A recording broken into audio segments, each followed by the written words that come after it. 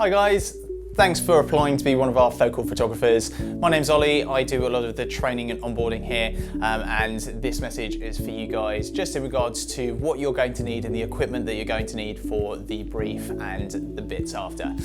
So the equipment that you're going to need, especially for the floor plans, let's start there, is going to be a laser measurer. You can pick those up on the internet relatively cheap, or if not, your local B&Q is going to definitely have one.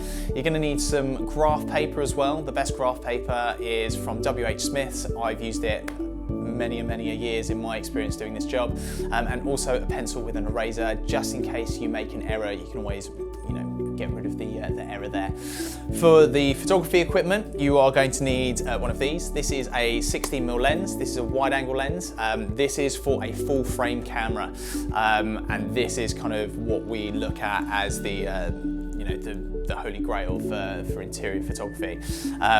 You can have a 10mm lens, which would fit on a crop frame sensor.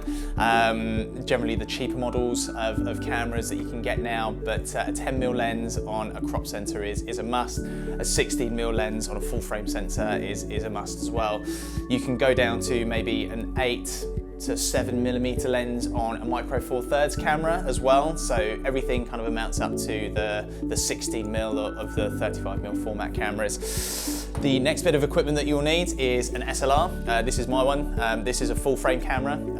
Again, you can get cheaper models. You can get alternatives as well, things like mirrorless and, like I said, micro four thirds. They're just as good. The megapixel rating is just as good, but this is definitely what you're after for all of that manual control, so you can get the exposure right. The next bit of equipment that you will need is an external flash gun.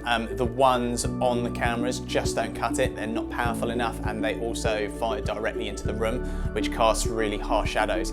So to eliminate that, we have one of these, an external flash with a tiltable head, and it does all sorts of stuff. This is going to be really good also for all of that ambient light coming in through the windows to kind of combat that and balance that out. So if you're in a scenario where you've got big bifolding doors that look out to a garden, you can also see the garden as well as this flash illuminating the room. The other bit of equipment that you will need finally is going to be a tripod. Tripod, really good for two things. One, the big one, keeping everything nice and straight. So we want all of the verticals nice and straight, all of the horizontal lines nice and straight, but also because we're going to be working with some really slow shutter speeds, especially in the winter months, it will stop all of that kind of reduction and shake reduction.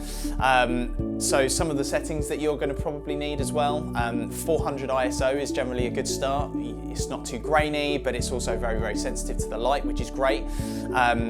Things like your depth of field as well, we're also looking at that, so we don't want something too shallow where you've got like a really nice blurred background effect. It's not portrait photography, it's interior, so we want everything throughout the room to be nice and sharp. So somewhere around the f7.1, f9 mark, that's generally a good start. We're looking at roughly 20 photos plus a streetscape as well. So that's just going to be a view of the street with the property in it. We're going to have 3 exteriors. We're going to need lots of photographs of inside of the room as well, and inside of the houses, with a floor plan sketch, and yeah, we can go from there. So enjoy the first trial job, and you'll be hearing from me soon. Cheers guys, bye.